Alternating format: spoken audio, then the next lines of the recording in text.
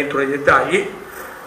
Dopo un'ora il presidio di Pordenone deve sapere quanti sono a Palermo, quello di Palermo deve sapere in contemporanea quanti sono in Calabria. La comunicazione, l'organizzazione su questo farà la differenza, perché questo è quello che ci è mancato, quindi ci è mancato e ne abbiamo pagato le conseguenze. Però probabilmente un'iniziativa così grande e storica nel nostro paese, se andava a bersaglio, bisogna essere onesti, probabilmente avremmo creato anche un po' di casino, perché non eravamo preparati al dopo. Questa è la pura e sacrosanta verità, perché se parliamo da persone diciamo che sappiamo tutto noi, che eravamo tutte diciamo una cazzata, scusate il linguaggio, cosa diversa.